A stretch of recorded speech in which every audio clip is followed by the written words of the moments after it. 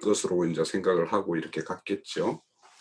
그런데 이제 그거와는 모세와 아론이 기대했던 거와는 정반대로 오히려 노역은 더 무거워지고 그러다 보니 이스라엘 백성들은 또 이제 원망을 하게 되는 어떤 이런 상황이 되었을 때 거기에 대한 이제 여호와 하나님의 어떤 응답이 이제 오늘 우리가 본 6장의 말씀입니다. 그래서 6장의 말씀이 앞에 초두 부분에 보면 한 1절에서 한 8절까지가 성경 정근에 하나님이 의도하는 모든 것이 다 들어있는 것 같아요. 보면. 그래서 또 하나님께서 이 땅에서 행사하는 모든 것들이 함축되어 있고 그래서 상당히 우리에게 그 하나님의 어떤 심중에 있는 그런 하나님의 뜻을 헤아릴 수 있는 그런 말씀들로 꽉 차 있다라는 생각이 들어요. 자, 그래서 이제 뒤에 보면 또 그 말씀에 이어서 이렇게 보면 또 이렇게 여호와 하나님이 모세와 아론에게 이제 앞으로 당신께서 행하실 것들을 이렇게 일러줍니다. 그런데 12절에 가면 여전히 저는 입이 둔한 자라고 막 이렇게 하죠.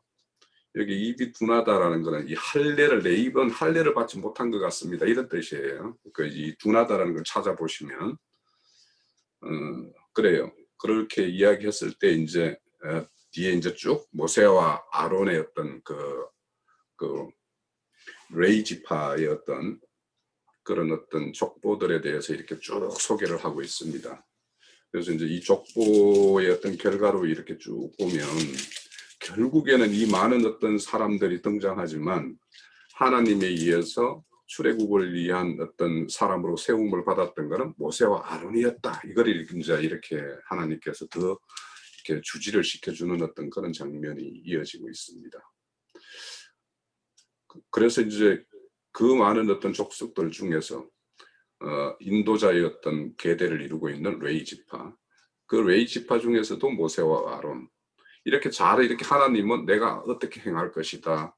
너희가 어떤 환경에서 너희들이 이런 부름을 받았는지 그 많은 어떤 레이 지파 중에 그런데도 30절에 가면 여전히 나는 입이 둔하다라고 이렇게 이야기를 해요. 참 이런 거 보면 하나님의 어떤 인내가 참 요구돼요, 그죠? 그래서 어째 보면 우리도 어디 가서 전도를 할 때 딱 이런 장면을 아마 다 맞이하지 않을까 싶은 생각이 들어요. 그 상대도 그렇고. 그래서 그때마다 이제 우리 스스로가 입이 둔한 자라고 이렇게 하면서 하나님의 어떤 그런 기대를 이렇게 세움의 어떤 보냄을 받은 자로서의 어떤 그런 책무 이런 것들을 다시 한번 생각해 볼 수 있는 어떤 그런 게 6장의 내용으로 전체적으로 이루어진 것 같다라는 생각이 듭니다. 자, 그러면 우선 오늘 그 1번 문제 보면 강한 손으로 권능의 하나님 되심을 보여주심에 대해서 논해 봅시다라는 거였어요.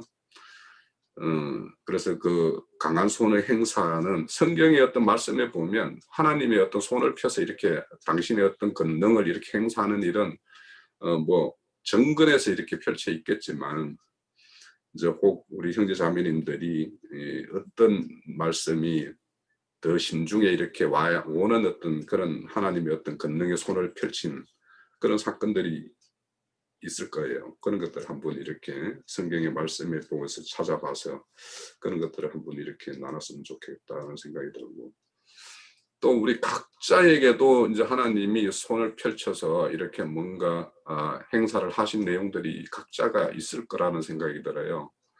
그래서 하나님이 어떤 손을 펼쳤을 때는 반드시 어떤 자에게는 하나님의 어떤 승리의 어떤 기쁨을 주는 것이 있고 또 어떤 자에게는 아주 치명적으로 하나님의 어떤 그런 어떤 징계와 이런 것이 이제 한편으로 오는 사람들이 있겠죠. 그래서 과거에 어떤 그런 뭐 하나님의 어떤 그런 손을 펴서 나에게 어떤 그런 징계로 왔던 거라고 아니면은 하나님이 뭔가 이렇게 다 모사를 하셔가지고 참 하나님이 이런 것까지 이렇게 세밀하게 살피시는 것인가 이런 어떤 이런 내용이 있을 것 같아서 그런 것들을 나누면 좋겠다 싶어서 이렇게 문제를 드렸고요. 오늘 2번까지 할 수 있는지 모르겠지만 이제 2번은 아브라함이 전능의 하나님으로 나타났지만 하나님 이름을 알리지 않았다라고 이야기를 하세요. 그럼 정말 아브라함에게는 하나님의 이름을 알지 않았는가? 않았다라는 의미는 무엇인가? 그러면은 이들 모세와 아론에게는 이렇게 와서 하나님 이름을 알리는 의도는 무엇인가? 뭐 이런 거에 대해서 한번 나눠볼 수 있겠죠. 또 이름을 안다라는 의미는 무엇인가? 그럼 아론과 모세에게는 자 이런 거에 대해서 한번 일찍이 제가 이렇게 질문지를 올려드렸으니까 시간을 두고 아마 좀 이렇게 말씀을 묵상하는 어떤 그런 시간을 가졌으리라는 기대를 하고 이제 시작을 해보겠습니다. 정리정돈이 참 안 된 상태인 것 같아요. 아 그래요? 안 된 것 같은데 그래도 먼저 잠깐 제가 준비한 거 말씀을 드릴게요. 출애굽기 6장에서 이제 하나님이 모세와 아론에게 대해서 이제 다시 한번 말씀을 하시고 오늘의 이제 중요한 키포인트가 아브라함과 이삭과 야곱에게는 그냥 전능의 하나님으로만 나타냈는데 이제 모세와 아론에게는 여호와라는 나는 여호와라는 그 이름을 처음에 이제 밝히셨다는 게 이제 키포인트인 것 같은데 6장 시작하면서 2절에 나는 여호와라 그러고 끝에 가서 29절에 가면은 또다시 나는 여호와라라는 여호와의 이름을 다시 한번 각인시켜 줍니다. 질문에 있어서 이제 여호와라는 이름도 그렇고 아브라함과 이삭과 야곱에게 나타내셨던 그 하나님은 전능한 하나님이라고 이제 그렇게 했는데 이제 하나님께서 하나님의 그 전능하심을 이제 곧 행하실 텐데 사실은 하나님께서 행하시는 모든 구속의 전 과정이 하나님의 권능으로 이루어지는 것이죠. 뭐 어떤 특별한 부분이 뭐 있지만은 예를 들어서 지금 이제 곧 모세가 행할 하나님의 능력으로 모세가 행할 그 10가지 재앙도 하나님의 권능의 참 탑이라고 할 수 있을 정도죠. 그런 그 권능이 이제 곧 행해질 텐데 그것뿐만이 아니라 광야에 나가서 하는 모든 일이 하나님의 권능 가운데서 행하시는 그런 일들이다. 그렇게 보고요. 좀 더 폭넓게 보면은 하나님께서 하나님의 그 구속의 그 경륜을 정하시고 하나님의 그 경륜대로 뜻대로 이루어 나가시는 모든 일이 구속의 전 과정이 하나님의 권능 가운데서 이루어지는 것이다. 그렇게 생각이 되어집니다. 내 개인적으로도 보면은 나 같은 자를 하나님께서 구속하시고 또한 진리의 말씀으로 이렇게 덧입히시고 이 길을 가게 하시는 것도 사실 하나님의 절대적인 그 주권, 권능 가운데서 나를 이끄신다 하는 그런 고백이 다시 한번 또 있게 됩니다. 하나님의 그런 간섭하심이 없고 능력이 없다면은 나는 그냥 세상으로 편하게 세상 교회에서 그냥 종교적으로 장로돼서 장로 소리나 듣고 그냥 그렇게 살 사람이었는데 참 하나님께서 진리의 말씀으로 이렇게 이끌어 주시는 것도 참 하나님의 은혜 가운데 하나님의 권능으로 그렇게 해 주셨다. 잠깐 제 개인적인 이야기를 해드리자면은 저는 38년 동안 세상 교계에 있었기 때문에 사실 세상 교계에서 나오는 것 자체가 상당히 어려웠습니다. 제가 마지막으로 있던 기성교회 거기에서 제가 오랫동안 그 한 교회에서만 미국 와서 한 17년간을 그 교회에 다녔어요. 근데 이제, 내가 말씀을 깨닫고, 내가 더 이상 이 교회에 있어서는 안 되겠다고 했을 때, 도저히 빠져나올 그런, 뭐라 그럴까, 핑계라 그럴까요? 그런 게 없었어요. 왜냐하면 교회에 어떤 문제가 있어서 제가 나오는 것도 아니고, 그냥 단지, 내가 신앙생활 이렇게 해서는 안 되겠다 하는 그 생각 때문에 이제 교회를 나와야 되겠다고 생각했는데, 제가 교회를 나올 수 있는 그런 형편이 안 되었었어요. 왜냐하면 교회에서 맡은 일도 많이 있었고, 교회에서 그동안에 했던 일도 많았고, 또 담임 목사가 저하고 나이가 동갑이에요. 애들도 나이가 비슷하고 서로 친구 같은 그런 상황이기 때문에, 그리고 그 담임 목사가 그 교회에 온 지 얼마 안 된 상황이었었어요. 그러니까, 그리고 그때가 2007년도 5월 달인데 제가 안수 집사로 이제 임직을 받고 제가 나온 게 2007년도 10월 달에 나왔어요. 그러니까 안수 집사 임직 받고 5개월 뭐 정도밖에 안 됐는데 나간다는 거는 나의 뒷골이 땡기죠. 욕하는 사람이 엄청 많겠죠. 참 그래서 야 이걸 어떻게 하나 그렇게 생각을 했는데 참 그 그래서 담임 목사님이 저한테 이제 저희 집에 왔어요. 근데 제가 이제 나가야 되겠다고 그러니까 도대체 이유가 뭐냐는 거예요. 그래서 이제 모든 걸 내려놔야 되겠다고 그러니까 그건 이유가 안 된다는 것이죠. 그래서 한 달 동안 나도 하루에 한 끼씩 금식하고 목사님도 자기도 하루에 한 끼씩 금식하고 그러면서 한 달 동안 기도해보고 결정을 하라는 거예요. 근데 저는 한 달 동안 있으면 붙잡히는 건 당연하죠. 우리가 출애굽할 때 6월절 음식 먹을 때 서서 도망갈 준비를 하고 먹잖아요. 그냥 느긋하게 앉아서 먹는 게 아니잖아요.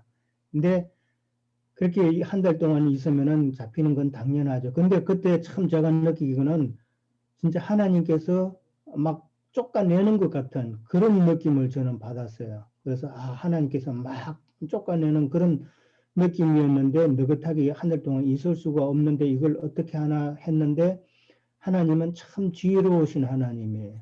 우리 아들이 이제 우리의 모습을 보고 자기네 그 그룹에 그때 고등학교 3학년이었었어요. 자기네들 그룹에 가서 그 같이 기도하면서 기도 제목을 내놓은 거예요. 기도 제목을 내놨는데 그때 이제 담임 목사님이 와가지고 아무한테도 이야기하지 말고 목사님하고 나만 이제 둘이만 알고 그렇게 한 달 동안 기도해보자 그렇게 했었어요. 내가 아무한테도 말을 못했죠. 그런데 아들을 통해서 그렇게 자기 친구들한테 말을 하니까 그 친구의 부모들은 또 제 친구들이잖아요.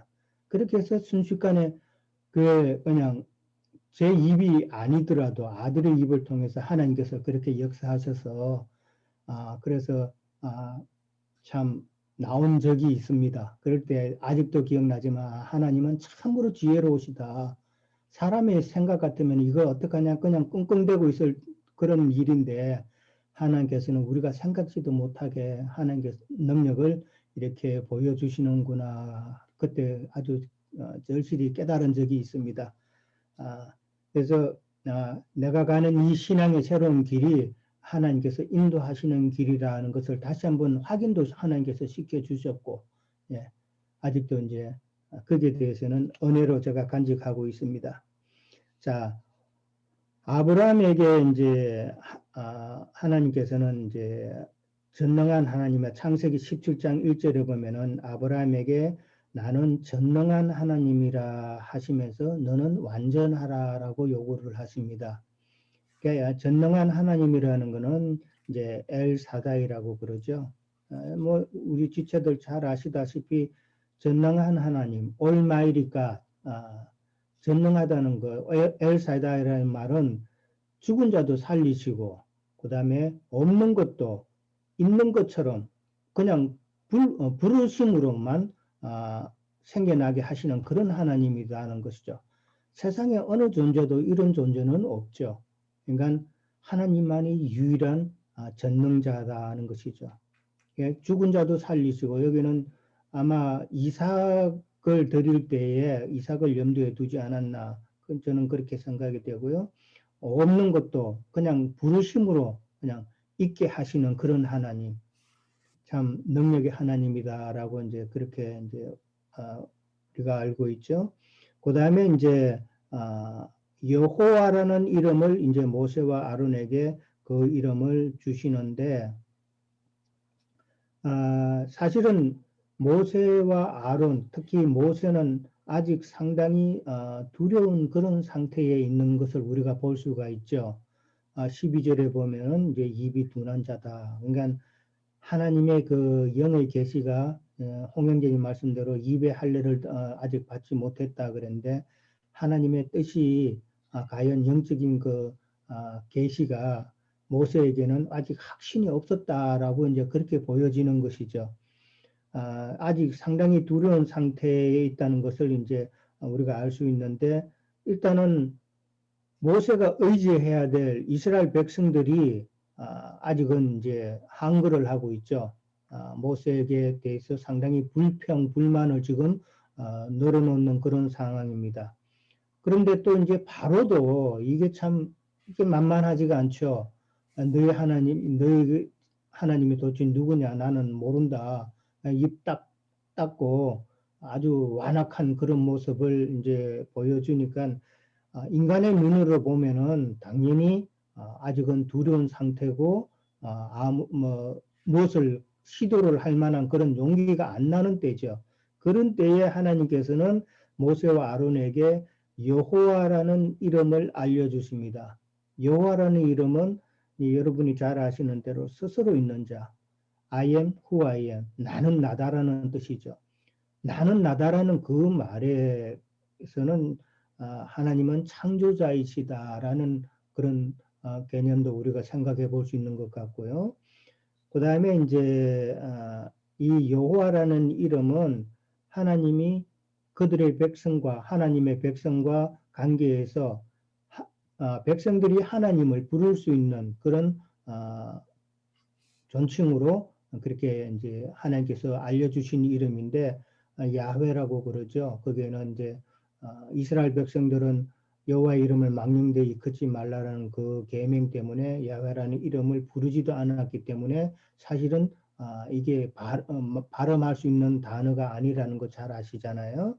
그래서 이 여호와라는 이름은 하나님께서 자기 백성의 구원이나 그 다음에 언약의 성취나 그런 것을 표현할 때 쓰는 여호와라는 이름이 있고 그 다음에 그 이름 가운데는 하나님의 신실하심이 또 포함이 되어 있고 하나님의 인자하심이 포함되어 있다라는 그런 의미로 여호와라는 이름이 표현이 되어집니다. 그러니까 전능한 하나님이라는 거하고 여호와라는 이름의 하나님이라는 그 여호와의 이름이라는 그 이름하고 약간의 차이가 있는 거예요. 그러니까 아브라함과 그 이삭과 야곱에게는 하나님께서 전능한 하나님이라고 했을 때는 아직 언약을 세우시는 상태였고 언약을 이루는 때는 아니었었어요. 그러니까 하나님의 그 언약은 앞으로 되어질 일에 대한 것이었거든요. 그래서 전능한 하나님으로 표현하지 않았나 그렇게 생각이 되어지고요. 그 다음에 모세에게는 여호와라는 이름은 이제 하나님의 그 언약이 이제는 실현될 때가 되었다라는 그런 의미로 저는 생각이 되어집니다. 이제 하나님께서 아브라함과 이삭과 야곱에게 맺으셨던 그 언약이 이제는 실현될 때가 되었으니까 좀 더 구체적인 하나님의 이름을 이제 여호와라는 이름을 알리지 않았었나 그렇게 생각이 되어집니다. 그러니까 지금 모세의 상태가 아직은 두려운 상태이기 때문에 하나님께서 여호와라는 이름을 하나님의 이름을 알려주심으로 좀 더 언약을 이룰 때가 되었다는 그 암시도 해 주시는 것 같고 그 다음에 그런 확신을 시켜주기 위해서 그런 여호와라는 이름을 표현을 알려주셨다 그렇게 생각이 되어지고요. 그런 이름을 알려주시는 것은 하나님 자신이 자기의 이름을 걸고 이제 하나님의 약속을 이루어 주신다는 그런 의미도 우리가 생각해 볼 수 있는 것 같아요. 그러니까 하나님은 한번 약속하시면은 꼭 이루시는, 꼭 신실하신 그런 하나님이다라는 것이죠. 그런 하나님을 모세에게 알려주심으로 모세가 하나님의 일꾼으로 쓰임 받을 수 있도록 용기를 주시는 그런 내용이다라고 생각이 되어집니다. 이게 우리 개인에게도 마찬가지겠죠. 이스라엘 백성들이 애굽에서 나와서 광야 생활하고 가나안 땅에 들어가는 것이 우리의 구속의 그 전 과정을 우리가 보는 것이잖아요.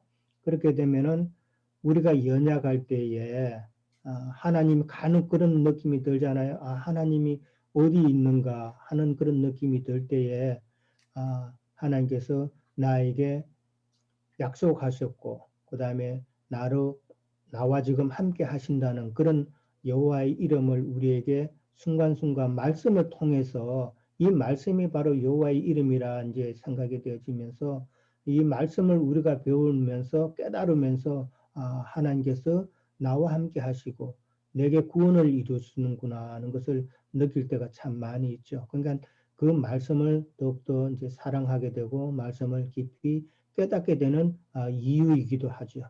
예, 오늘은 여기까지만 하겠습니다. 예. 지금 여기 보면 6장에 내가 보이리라 강한 손으로 말미암아 이 일이 이제 우리가 쭉 앞으로 나갈 게 뭐냐면 애굽 땅에서 열장을 펼치시는 것과 이제 이거의 어떤 대미의 장식은 뭐냐 하면 우선 출애굽 과정에서 말이에요. 출애굽기 14장 13절 14절에 보면 이걸로서 대미의 장식을 해요. 그러니까 내가 너희들에게 보일 것이다 라고 한 것이 그때 이제 14장은 이제 이스라엘이 홍해를 딱 맞이하죠. 그래서 뒤에서는 바로의 군대가 이렇게 추적해 오고 앞에는 홍해가 막혔을 때 그때 모세에게 하나님께서 하시는 말씀이 출애굽기 14장 13절 14절이에요. 그 보면 모세가 백성에게 이르되 너희는 두려워하지 말고 가만히 있어서 여호와께서 오늘 너희를 위하여 행하는 구원을 보라 이렇게 이야기를 해요. 그리고 14절에 보면 여호와께서 너희를 위해서 싸우리라 하고 말씀을 해요. 이렇게 해서 출애굽을 완성시키거든요. 그래서 이제 오늘 그 강한 손을 펼쳐서 보이시려는 거는 결국에는 여기 밑에 2절에 보면 나는 여호와라 나는 언약을 나는 나의 이름은 여호와라 3절에 또 7절에 보면 하나님 여호와인 줄 너희가 알지라 이렇게 이야기를 해요. 그러면 또 8절에 보면 그 땅을 너희에게 기업을 삼게 하리라 나는 여호와라. 그러니까 아브라함에게 약속한 모든 것들을 성취시키는 그 하나님 여호와라는 것을 이렇게 계속 말씀을 하세요. 그러면 여기 나는 여호와라고 할 때 왜 아브라함에게는 이렇게 전능의 하나님 또 이 모리아 산에서는 여호와 이레의 하나님 이런 것들을 이렇게 보여줬지만 왜 이름을 알려주지 않았을까? 이거는 아까 이제 앞서 우리 유형제님께서 말씀하셨듯이 아브라함과 이삭과 야곱에게는 언약을 계속 약속을 해요. 약속만 해요. 그런데 이제 실질적으로 그 약속의 성취의 역사를 펼쳐가는 것이 모세와 이제 아론으로부터 이제 시작이 돼요. 그러면 이제 왜 나는 내 이름은 여호와라고 이렇게 알렸을까를 생각을 해보면 애굽에는 잡신들이 많잖아요. 인간들이 자신을 위해서 만든 신들이 많아요. 그러면 그 신들과 스스로 계시고 앞서서 이제 전가하셨듯이 모든 것 되시고 모든 걸 있게 하시는 그 하나님과 너희들이 알고 있는 그 신들과의 이제는 어떻게 다름을 너희들에게 보여줄 것이다라고 하는 것이 이 이름을 이제 모세와 아론에게 이제 알려주고 그것을 이제 직접적으로 이제 펼치는 역사를 이제 이렇게 전개해 가는 거예요. 그래서 오늘 이 강한 손을 펼치시는 것과 아브라함에게 이름을 이렇게 알려주지 않았지만 그런데 이제 아브라함에게 여호와께서 이제 이름을 이렇게 성경 기록에 보면 출애굽기 12장에서부터 여호와가 불렀다고 그래요. 그렇게 기록을 하고 있어요. 그러면 아브라함에게 나타나신 하나님이 나는 여호와 하나님이다라고 알려주지 않고 아브라함을 불렀을까? 아니면 너희들 조상들의 너희들 뭡니까? 이 우주 만물을 창조하시고 너희들을 이렇게 내신 그 하나님이 나다라고 그냥 이렇게 했는데 성경 기록상만 여호와께서 부르셨다 이렇게 이야기하고 있는 건가? 이 여호와라는 이름은 우리가 알다시피 창세기 2장 4절에서부터 시작해 가지고 앞에서 계속 나와요. 여호와의 하나님이 이렇게. 그러면 이 이름을 알렸다라는 것이 모세는 하나님의 이름이 여호와라는 이름을 과연 진짜 몰랐을까? 그러면 여기 와서 모세와 아론에게는 이름을 알렸다라는 의미는 무엇일까? 생각해 보면 뭔가 이 차이가 있죠. 그래서 우리가 이 이름을 안다라는 거. 그래서 이제 내일 할지 모르겠는데 여호와 이름을 안다라는 것과 언약과 어떤 관계가 있는가 이런 것까지도 이제 연결을 시켜서 이제 좀 생각을 해볼 필요가 있겠다는 생각이 들어요. 그냥 아는 만큼 전혀 이게 계시가 오지를 않아 가지고요. 뭐 어떤 뜻인지 잘 몰랐는데 그냥 생각나는 대로만 얘기하겠습니다. 전능한 하나님이다라는 이 표현 같은 경우는 전쟁에 능하신 하나님이다라는 표현의 의미도 속해 있다라는 것은 우리 형제 자매님들도 다 아실 겁니다. 태초에 보면은 여호와의 신이라는 말이 나오죠. 창세기에서 보면 여호와의 신이 여호와의 영이 또 하나님의 신이 수면 위에 운행하시니라 서부터 시작해 가지고 하나님의 신이라는 말씀이 나오고 그 다음에 여호와의 영, 하나님의 영, 그 다음에 여호와라고 나오고 있습니다. 그래서 세 과정을 과정을 거쳐서 의도적으로 쓰신 것 같은 느낌이 드는데 하나님의 신을 했었을 때는 인간과 관계성은 없었어요. 근데 여호와라는 칭호가 들어갈 때는 항상 인간하고 관계성이 맺어지는 걸 볼 수가 있습니다. 그런데 그 관계성이라는 부분이 여호와의 이름을 이제 얘기하고 난 이후에 신약에 와가지고는 어떻게 되어 있냐면은 인자 예수로 시작해서 예수 그리스도라고 얘기하고 그리스도 예수라고 이름이 호칭이 또 바뀌어지는 것을 볼 수가 있습니다.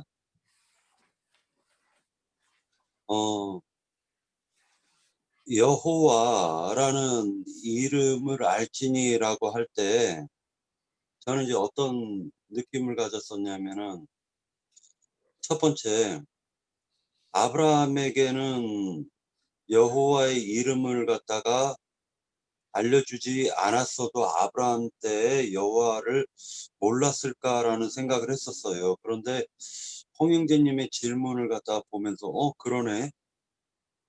아브라함 때는 그러면은 아브라함이 믿던 하나님은 그 이름이 칭호가 무엇이었을까? 이것이 해답이 없으니까 이 부분이 전체적으로 꼬여가지고 생각이 안 나는 부분이 있었습니다. 자, 그러면 아브라함한테는 이름을 갖다 여호와라고 알려주지 않았고 모세 그 후로 430년이 지나고 난 이후 모세에게는 그 이름을 갖다 알려주셨다. 그리고 이스라엘 백성들에게도 그 이름을 알려주셨다. 여기에서 저는 맥혀가지고 오늘 지금 그냥 듣기만 하고 참석은 하지 않으려고 했었던 것입니다. 여기까지입니다. 예. 제가 좀 체험한 거 조금만 얘기하고 싶은데요. 오삼 박경래님이 제가 믿음 생활 제일 처음 할 때 기독교 생활은 하지 말고 그냥 성경책을 놓고 그 읽고 모르는 거 있으면 거기에 놓고 영안을 열어달라고 그런 식으로 기도하라고 해서요. 그런 식으로 기도를 하고 했는데 우연히 또 저기 길에서 또 그 마삼 목사라는 사람을 우연히 만났어요. 그러다가 기독교 생활을 한 1, 2년 정도 하다가요. 조그만 개척교회인데 그때 제가 너무나 많이 힘들어가지고 그 목사하고 그 사모하고 거의 거기서 그냥 살다시피 했어요. 그런데도 주님께서 때가 되니까 하루아침에 거기서 나오게 하시더라고요. 그러더니 그 사모하고 목사하고 저한테 찾아와서 뭐 11조 안 해도 되니까 그냥 참석만 해달라고. 그런데도 제 마음속에서는 단호하게 그게 거절이 되더라고요.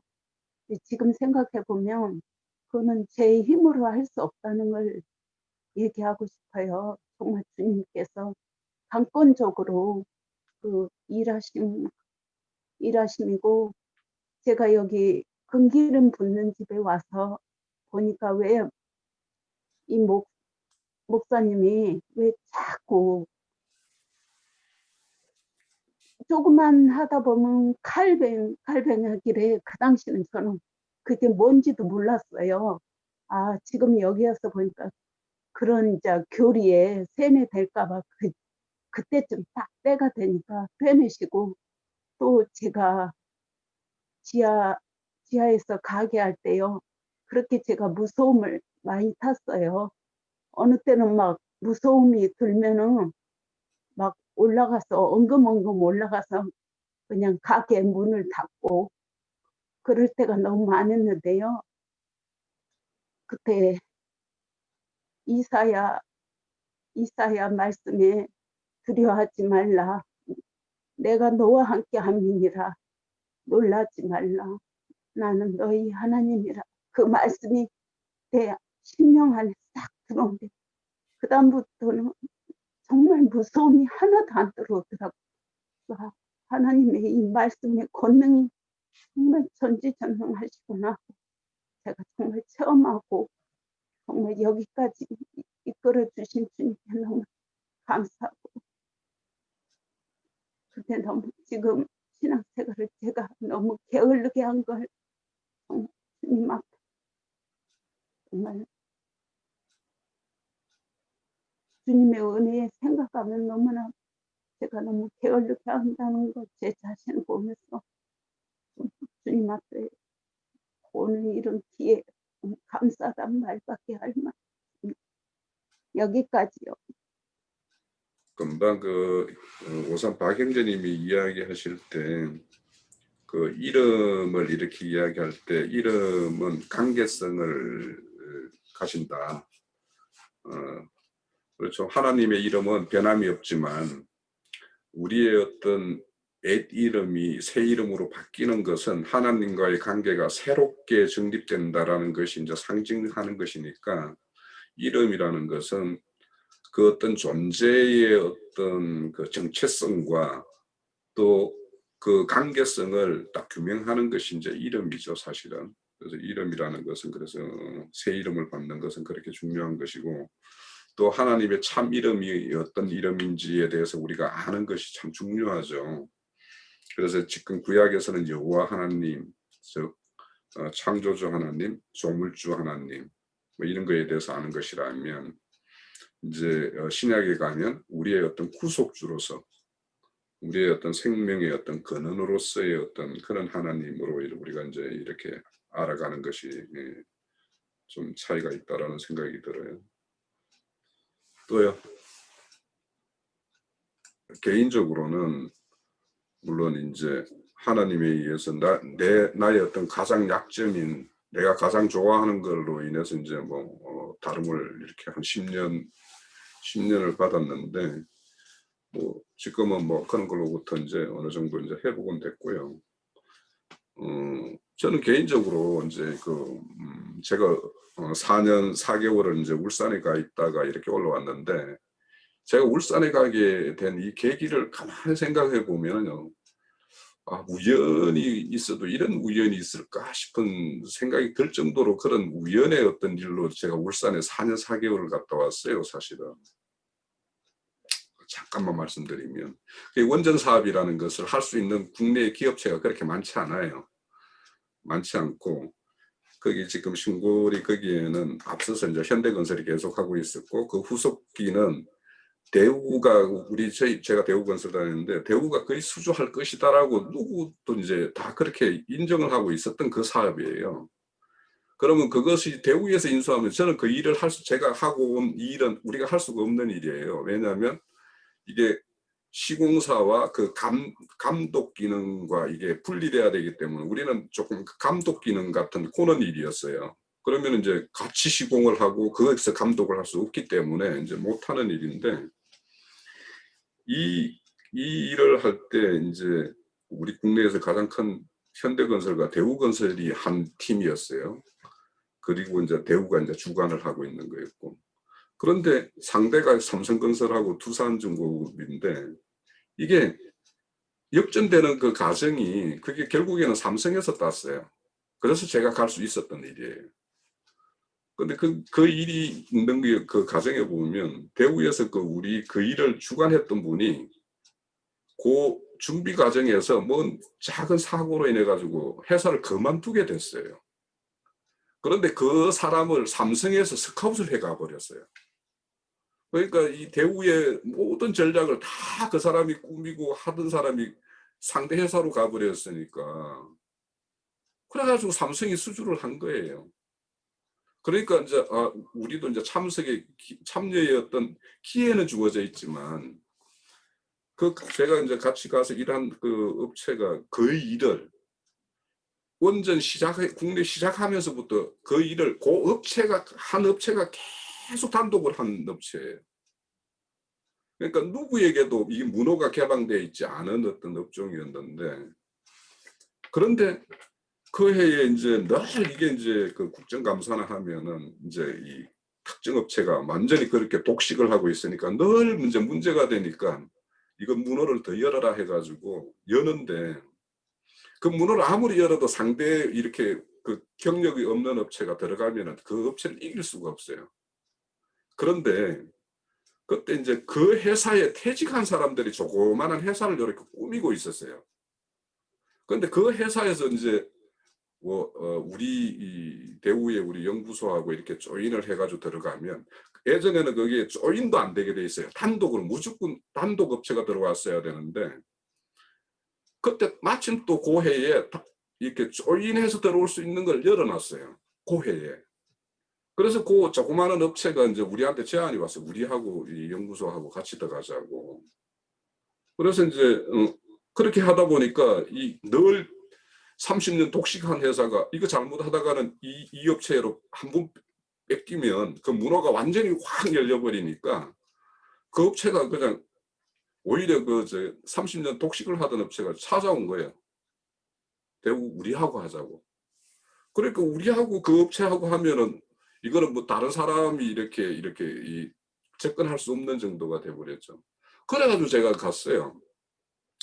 그래서 이제 저는 그런 어떤 과정 또 이제 그 일을 4년 4개월 마치고 제가 요번에 이제 그 작년 말일자로 이제 대우를 그만두고 요번에 이제 다른 회사를 이렇게 옮기게 됐는데 이제 그 과정에서 제가 이제 뭘 말씀드리려고 그러냐면 전에 이제 내가 여기 수원에 있을 때에는 가끔 이제 업무 중에도 이렇게 형제님 말씀도 들을 수도 있고 자료도 볼 수 있는데 현장에 가면은 그게 안 될 걸 가장 제가 염려를 했어요. 말씀도 들을 수도 없고 뭐 볼 수도 없고 이런 상황은. 그런데 거기 막상 현장이라고 그래서 이제 주저주저 하고 있었는데 막상 현장에 가니까 연구소보다 더 이게 시간이 이제 나는 일이에요. 제가 뭐 별로 할 게 없어요. 그 상대 업체가 지금 30년 동안 계속 노하우가 쌓여 있고, 그러니까 그거를 또 우리한테 상대 같이 일은 하지만은 우리도 경쟁 회사가 될 수 있으니까 그 회사에서는 모든 일을 하면서 비밀스럽게 하는 거예요. 그러니까 머리 아프고 골치 아픈 일은 본인들이 막 다 하는 거예요, 그냥. 그러니까 나는 그냥 정말 그 4년 4개월 동안요, 진짜 어디에 뭐 단순 업무, 경비실보다도 더 쉬운 업무를 하다가 4년 4개월 하다가 올라왔어요. 그러고는 그 4년 4개월 마치고는 이제 연구소로 복귀하면, 연구소에서 하던 일과 4년 4개월 단절이 됐는데 이걸 어떻게 또 이렇게 연결시켜 가지고 이 복원을 시키지 하고 이렇게 되게 고민을 하고 있는데, 그 과정에서 요번에 이렇게 회사 옮기는 것도 뭐 제가 의도한 게 아무것도 없어요. 그냥 뭐 어떻게 하다 보니까 퇴직하고 그쪽으로 옮기는 게 낫겠다 이런 게 딱 돼가지고 옮겼거든요. 근데 지금도 옮기는 회사에서도 뭐 이렇게 시간적으로나 이런 것들로 보면 좀 많은 어떤 시간을 또 할애할 수 있을 것 같기도 하고, 그래서 이런 게, 그래서 제가 좀 약간 두려움도 있어요. 하나님은 나한테 시간을 이렇게 배려를 해주고 이렇게 했는데 네가 말씀 추구하는 거나 교회 생활이나 이런 것들을 앞으로 어떻게 나한테 뭐 지불받기를 원하실 건지 이런 거에 대해서 참 두려움이 사실은 있어요. 그래서 약간 세상 살아가는 일이지만 그런 일들이, 제가 옮긴 회사도 제가 사회생활 첫 해에 만났던 사람이에요. 그러니까 그 사람하고 31년 관계를 했는데 관계가 끊어졌다가 뜸했다가 끊어졌다가 뜸했던 이런 사람이었는데, 이렇게 옮기는 것까지 이렇게 뭐 보면 참 나는 아무것도 이렇게 계획이 없었지만 하나님은 이런 어떤 세밀한 계획까지 이렇게 세워서 이렇게 하시는가? 그래서 어떨 때 보면 참 내 개인적으로 보면 참 놀랍다, 이런 생각을 좀 많이 해요. 그래서 너무 뭐 살아가는 이야기라서 좀 그렇기는 합니다만 뭐 그렇습니다.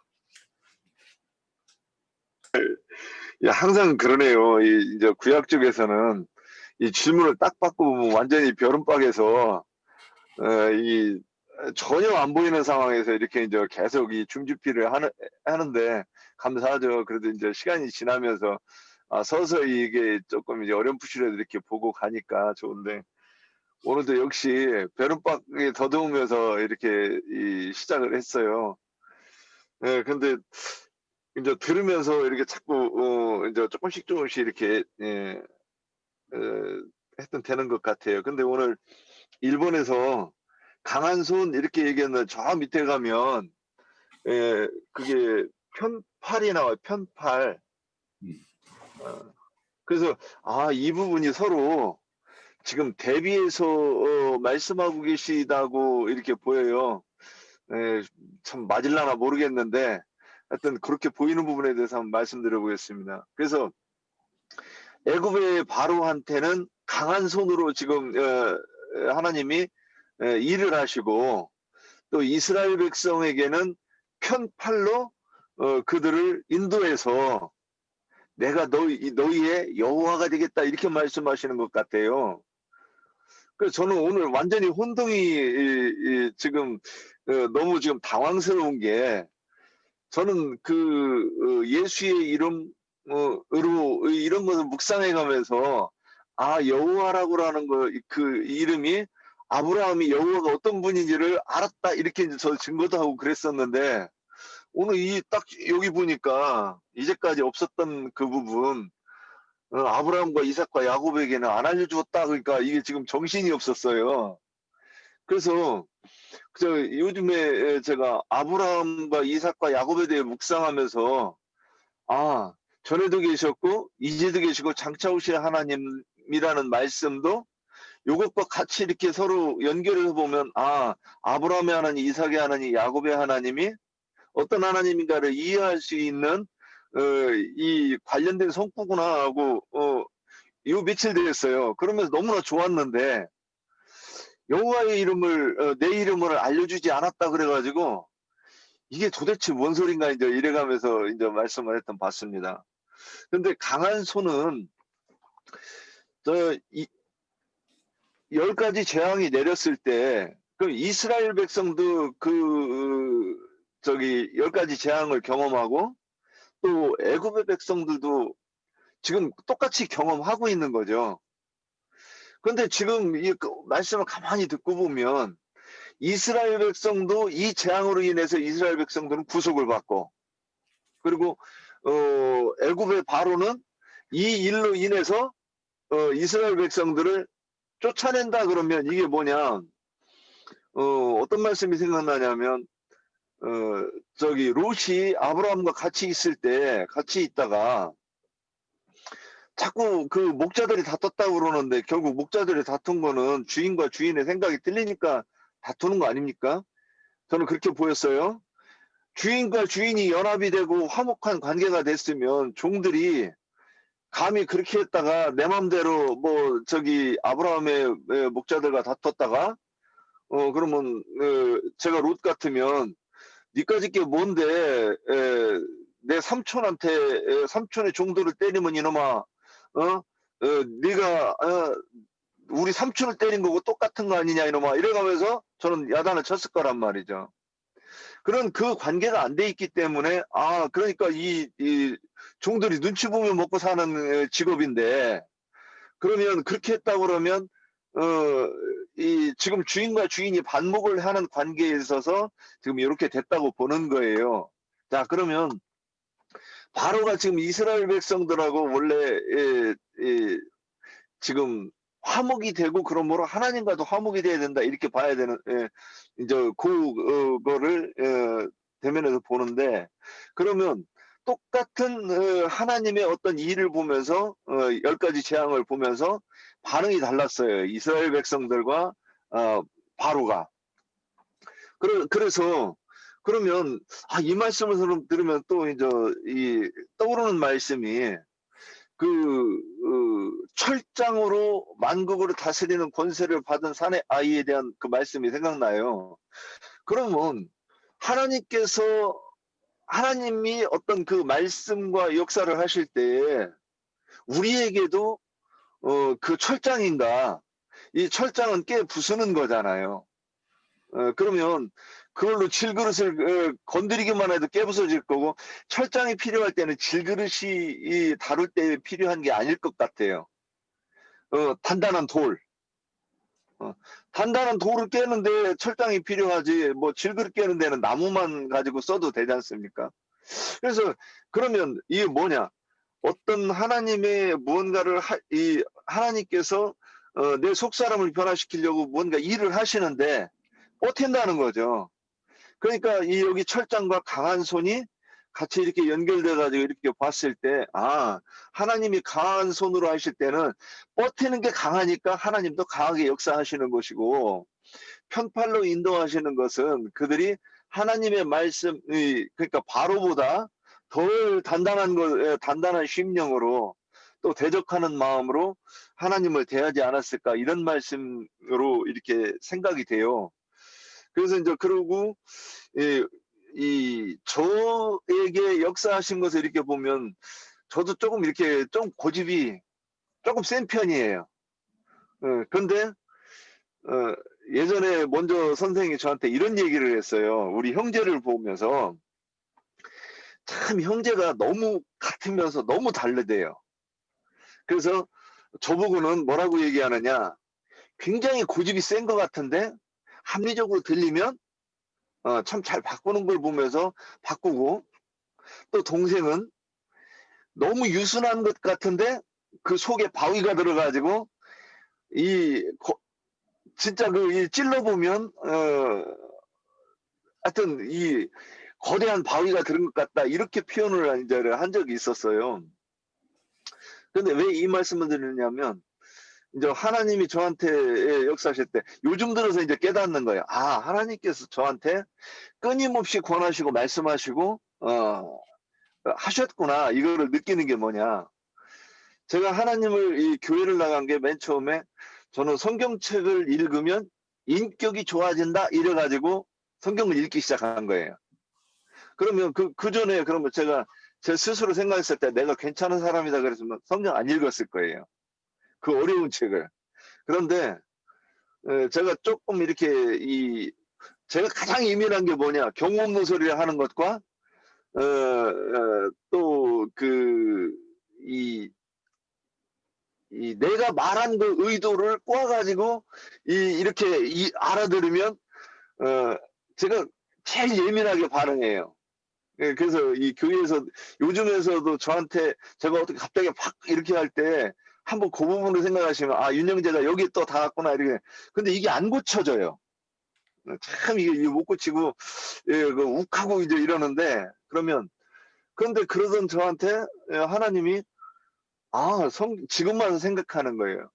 성경을 내가 읽으려고 해서 읽은 게 아니었구나. 그러면 그 성경을 읽는데 창세기 5장에서 족보만 나오면 거기를 못 넘어가고 지금 같으면 아니 거기 5장 빼고는 읽으면 되지 왜 그랬을까 이런 생각을 해요. 근데 그때는 5장을 다 읽어야 되는데 5장 읽다가 잠이 들어버리는 거예요. 그래서 그거를 몇 번 하는데 딱 그때 이제 이 하나님의 음성이 들린 거예요. 저는 그때 음성인지 몰랐었어요. 이 가슴 속에 불이 들어왔는데 훅 하고 들어온 거예요. 왔는데 그때는 왜 음성이라고 몰랐느냐면 어떠한 생각이 들어와서 내 가슴 속에서 모닥불처럼 타는데 교회를 가야 된다는 생각인 거예요. 근데 그게 일주일 동안 그 모닥불이 타가면서 계속 교회를 가야 된다고 그러셨고, 그 다음에 들린 것이 너 교회는 왜 왔어? 이 음성이었어요. 이제 정신없이 교회를 다녔는데 너 교회 뭐하러 그렇게 열심히 다니냐? 그 음성. 그 다음에 또 교회에서는 예수를 믿으라고 오는 거야. 이 음성까지 제가 들었었어요. 근데 이제 그때 들리는 것은 뭐냐, 어찌됐든 영적인 하나님의 음성이 들리는 것이 아니었고, 그냥 신앙생활 시작하는 쪽을 초보의 도로 인도하는 그 음성을 들었던 거예요. 그런데 참 느끼는 거는 뭐냐, 제가 그렇게 고분고분한 사람은 아니었던 것 같은데 왜 그 음성이 고분고분하게 들렸는지 지금도 그게 신기해요. 그래서 이제 그렇게 하고 있으면서 가끔 가다가 도대체 이 말씀이 이게 무슨 뜻이지? 그리고 이제 교회에서 많이 다툰 게 뭐냐, 저는 성경을 가지고 사람들하고 얘기하고 싶었었어요. 그래서 대화를 하다가 보면 항상 싸워요. 목사님하고 가르친 거 틀리다. 너는 왜 그렇게 생각하냐? 왜 자꾸 왜 이렇게 성경을 깊이 팔라고 하냐? 이런 얘기만 하면 듣는 거예요. 그래서 교회의 불문율은 성경을 얘기하면 안 되는 거구나. 이제 이런 생각. 그래서 교회에서는 성경 얘기하면 안 돼. 이게 그럼에도 계속 한 거예요. 그러니까 사람들한테 이런 이상한 교인이라 소리도 많이 듣고, 좀 뭐라고 할까, 뭘 너무 깊이 판다 이런 소리도 많이 듣고 그러면서 여기까지 왔는데, 지금만 생각해 보니까 신앙생활을 이렇게 하는 게 당연한 거구나. 그렇다고 해서 제가 하나님의 말씀을 깨달았네요. 못 깨달았죠. 전혀 못 깨달았는데 이렇게 하고 이제 여기까지 왔었는데, 저한테는 하나님께서 편팔로 그렇게 인도하셨다고 제가 그런 소양이 돼서 그런 게 아니라 제가 인도 받고 본 게 하나님이 저를 편팔로 인도하신 것 아니겠는가, 이렇게 이제 깨달아져서 오늘 1번 이렇게 말씀을 듣다가 보니까 이런 것 아닌가 하고 이렇게 말씀드려 봤습니다. 여기까지입니다. 예, 수고하셨습니다. 우선 여기 강한 손과 반대되는 개념이 이제 하나님께서 말씀하실 때 보면 민수기 11장 23절에 보면 이스라엘 백성이 출애굽하고 나서는 이제 늘 만나만 먹다 보니까 입에 물려가지고 애굽에서는 가마솥에서 마늘 넣어서 고기를 삶아 먹고 이러면서 이제 불평을 하죠. 그래가지고 그러니까 하나님이 이제 모세가 이제 이렇게 하나님께 아뢰니까 하나님이 그래 내가 고기를 먹여주겠다라고 하니까 모세가 우리가 지금 이렇게 우리가 이루고 있는 이스라엘 백성이 장정만 60만인데 이 사람들을 뭘로 어떻게 먹입니까? 막 이렇게 이야기하니까 하나님이 그렇게 말씀을 해요. 민수기 11장 23절에 보면 야, 내 손이 짧으냐? 이렇게 이야기해요. 짧으냐? 그리고 이제 이사야서 59장 1절에 가면 여호와의 손이 짧아 구원하지 못하심도 아니요. 이렇게 이야기해요. 그러니까 이 강하심과 여기서 말하는 출애굽기 그 6장에서 강한 손과 반대되는 개념이 손이 짧다 이렇게 개념이에요. 그러면 강한 손이라는 것은 부족함이 없다라는 것이죠. 그분께서 손으로 행할 수 있는 일 중에서 못할 일이 없다라는 것을 이제 사실은 강한 손이라는 어떤 그런 의미를 좀 가지고 있고요. 오늘 뭐 2번, 1번, 2번 관련해 가지고는 이제 그 아브라함에게 내 이름을 알리지 않았을까라고 하는 거는 사실 아브라함이 예수님이 이 땅에 오셔가지고 그 말씀을 하세요. 요한복음 그 8장 40절에 보면 8장 40절에 보면 아브라함은 나를 이렇게 나를 보고 이렇게 대하지 않았다 이런 말씀을 해요.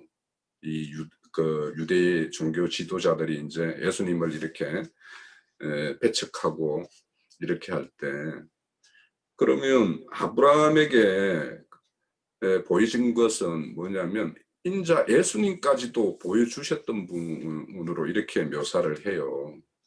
그러면 과연 그러면 아브라함이 여호와의 이름을 몰랐을까? 그걸 넘어서 인자 예수까지도 이렇게 봤다라고 말씀을 하는데 성경은 그래서 이런 것을 보면 이름을 알렸다라는 것과 그러니까 여기에 보면 이제 여호와 하나님의 이름을 이 모세와 아론에게 알렸다라는 어떤 의미, 이 의미는 우리 유영재님이 말씀하셨듯이 아브람과 이삭과 야곱에게는 언약을 약속을 하셨고 약속 체계를 하셨고 이제 그 약속 체계 내용을 구체적으로 큰 민족을 이루기 위해서 애굽 땅에 넣었고 이제 큰 민족을 이루어서는 그 뒤에 보면 출애굽기 6장 뒤에 보면 이들을 군대로 그죠? 군대로 인도를 해서 불러낸다라고 이야기를 해요. 그러니까 여기에서 그 26절이죠. 이스라엘 자손들을 그들의 군대대로 애굽 땅으로 인도하리라 이렇게 이야기를 해요. 그러면 하나님께서 큰 민족을 이루는 목적이 이렇게 딱 드러나죠. 그러면 결국에는 가나안 땅을 주되 군대로서 싸움으로서 쟁취하는 것이 하나님의 어떤 뜻이기 때문에 그래서 이런 어떤 큰 군대를 이루고 그들로 가나안 땅을 이렇게 쟁취하는 것이 역사상의 어떤 하나님께서 계획하신 어떤 그런 목적이다. 그래서 그 6장의 앞절에 보면은 나는 여호와라. 난 너희 7절에 보면 너희는 내 백성으로 삼고 나는 너희 하나님이 되리라. 이 말씀은 성경 곳곳에 나오잖아요. 하나님께서 이 말씀은. 이것이 하나님의 어떤 목적이에요. 이 역사상을 펼쳐가시는 목적. 내 백성을 온전한 내 백성을 이루어내는 것. 그래서 그들의 하나님이 되는 것. 이것이 하나님의 어떤 창조 목적과 관련이 되어 있다. 그래서 이 내용들이 한 8절까지 내용에 보면 하나님의 어떤 심중의 모든 뜻이 여기에 다 들어있어요. 그래서 앞으로 이제 다뤄볼 6절의 어떤 속량이라든지 언약이라든지 이런 것들을 아마 앞으로 다루게 될 것 같아요. 자, 더 이렇게 이어주실 분 계신가요? 그거 핸드폰이면 그렇게 안 될 때 먹통이 됐을 때 제일 좋은 방법은 완전히 죽였다가 다시 리셋하는 거예요. 완전히 죽였다가. 그러면 그냥 오늘은 말씀만 듣겠다 하면 이후에 그 작업을 하시고 형제님 핸드폰 완전히 껐다가 다시 켜가지고 한번 해보세요. 시도해보세요. 네, 그렇게 그게 제일 좋은 방법이죠. 한주아 자매님 이거 마이크 푸신 건가요? 네. 예, 말씀하세요. 예.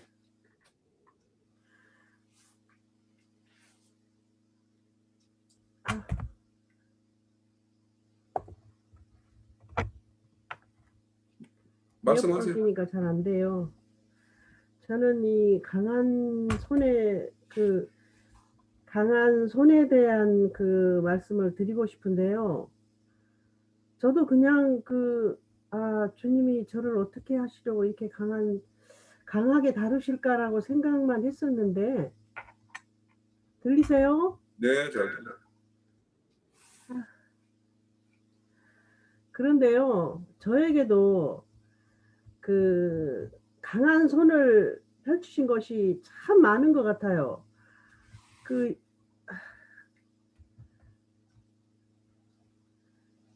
출애굽기 열재앙에 대해서도 하나님께서 바로를 강팍해 하셨다고 했잖아요.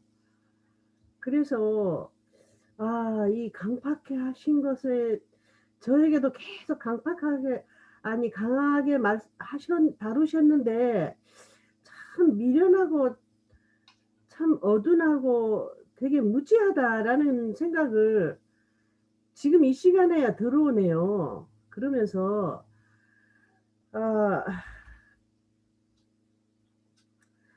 강한 손으로 터치한 거는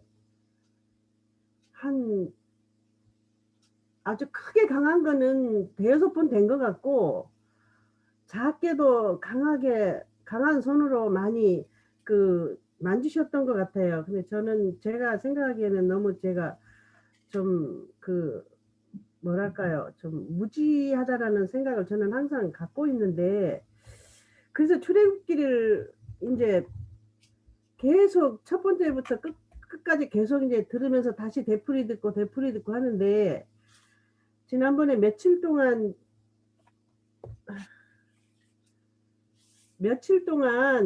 송도 이제 애기들을 보러 갔었어요. 딸아이가 치과 간다고 해서 한 5일 동안 가 있는 동안 애기들을 이제 성경을 많이 좀 읽어줬어요. 그런데 내 목소리가 저는 안 들리는데요. 아니, 잘 들려요. 아니, 제가 말하는 소리는 안 들려요, 저에게. 그런 건가요? 네, 잘 들려요. 말씀하실 때 마이크 스피커 소리하고 이 말 소리하고 동시에 나오는 이제 성경을 계속 읽어줬는데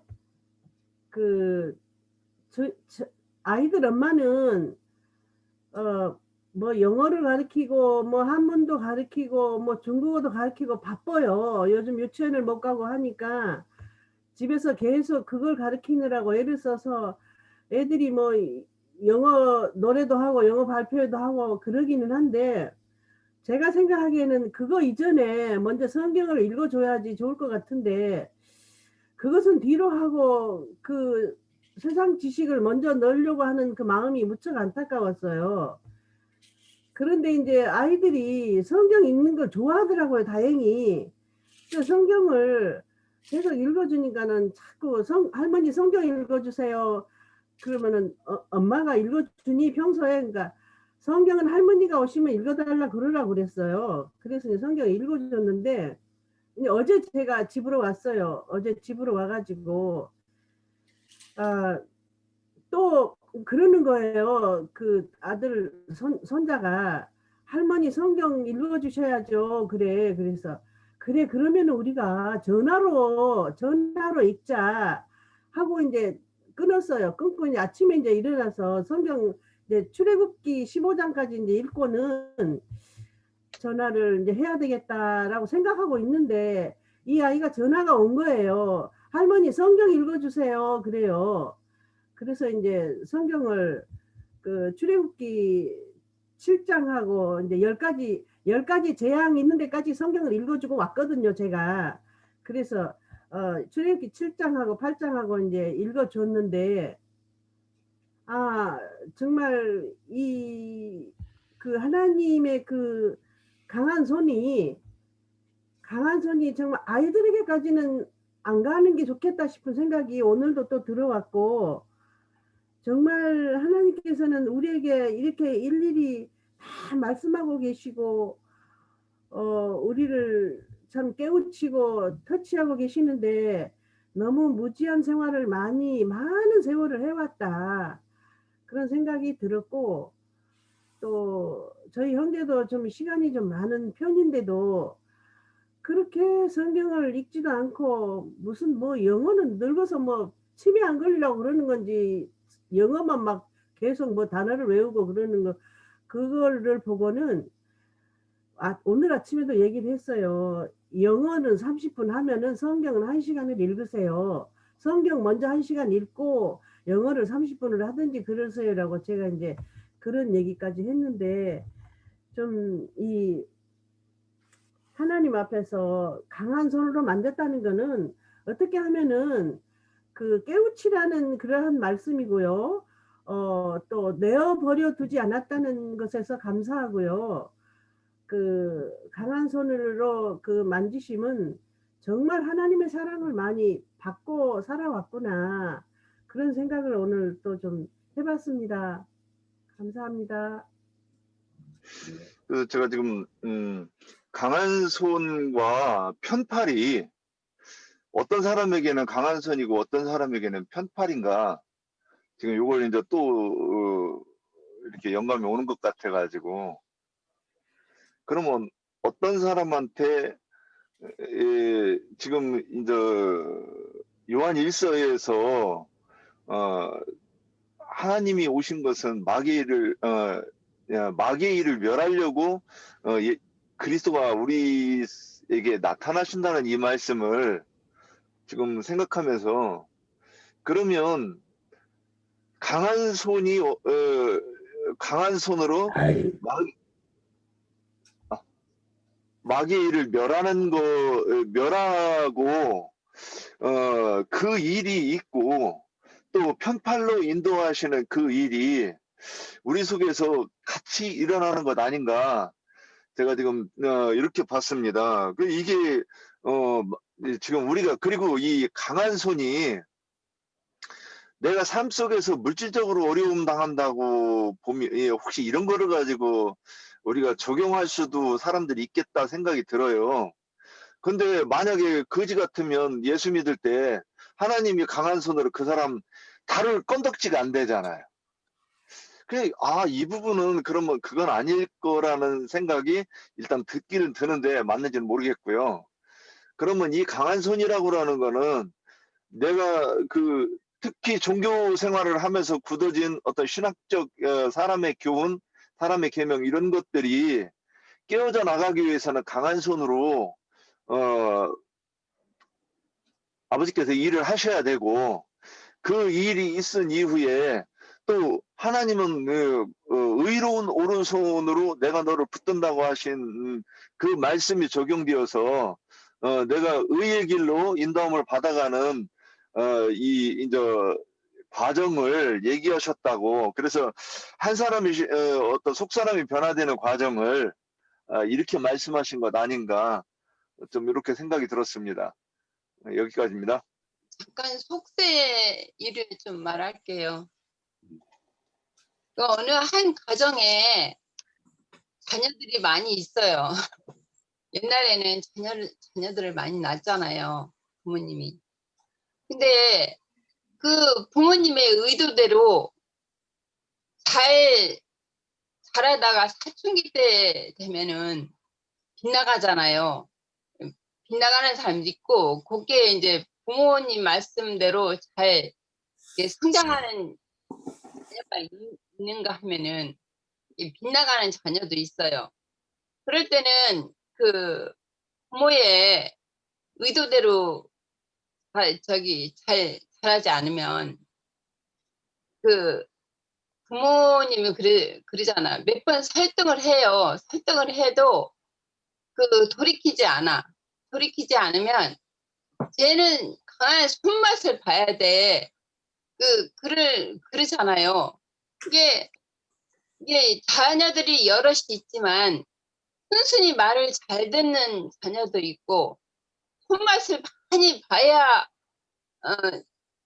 되는 자녀도 있어요.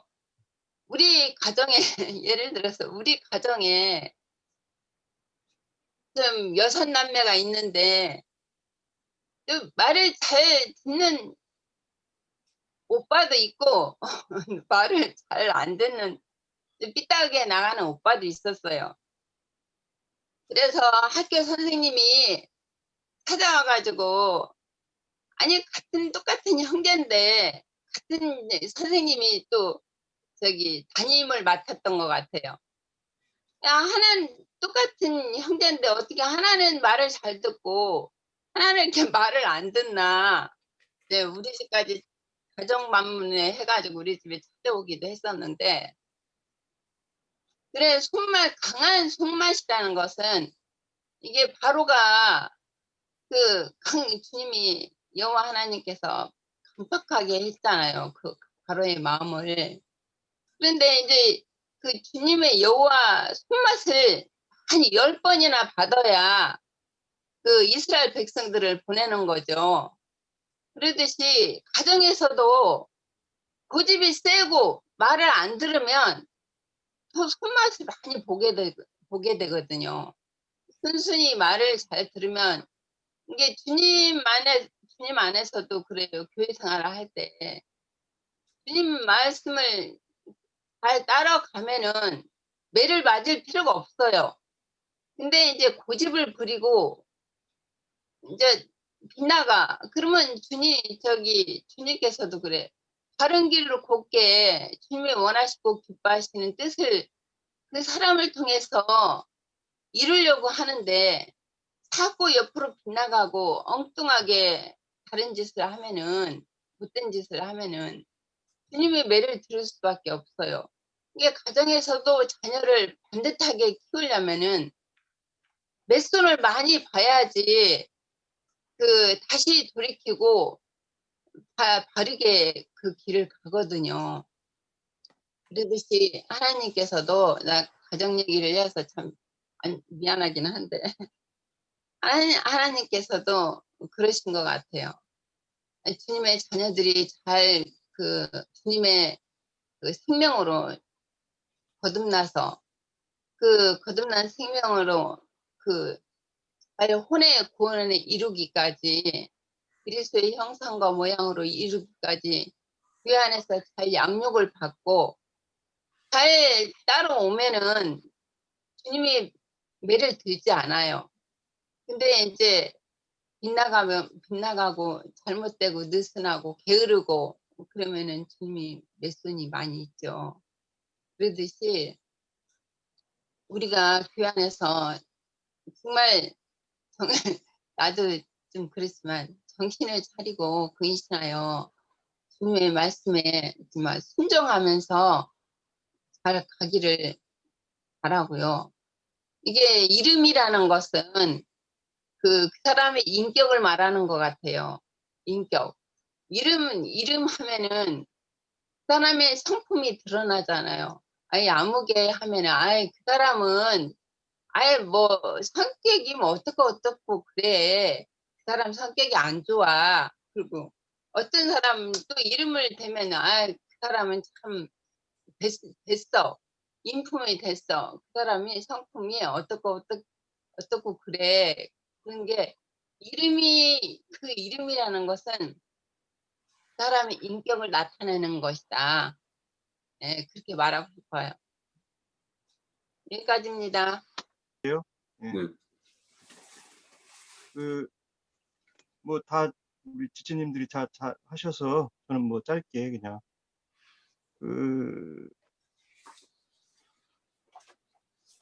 하나님은 이제 모세와 아론을 통해서 이렇게 주님의 어떤 일들을 이렇게 운행하시는 것을 보면서 또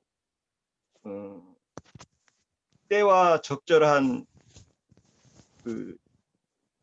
맞는 그런 사역자들을 사용하시고 또 우리가 신명기에 가면은 이제 여호수아를 통해서 가나안 땅을 점령할 때 주님이 이제 마음을 강하고 담대하게 하라고 해서 이렇게 새로운 주님의 어떤 명을 이렇게 하달하는 걸 이렇게 봅니다. 그래서 우리가 부르심을 받아서 이제 세상교회 생활을 하면서 거기에서 합당한 어떤 배울 것과 여러 가지 기초적인 것들이 다 이렇게 된 다음에는 또 거기에 맞는 그 위치에 맞는 또 어떤 우리의 신앙 여정 안에서 적당한 사역자를 이렇게 또 쓰시고 그런 것들을 봅니다. 근데 뭐 이사야서도 그러지만 이사야를 보낼 때도 나는 입술이 부정한 자다 이런 말씀을 통해서 우리가 세상적인 이런 말을 하는 데는 참 어떤 뭐 훈련이랄까 훈련을 하지도 않아도 세상 일은 참 잘 얘기하는 저의 모습을 봐도 그런 데는 참 능란한데 어떤 진리의 말씀과 주님의 어떤 그런 증거들은 이게 참 주님으로부터 입술이 찢어지고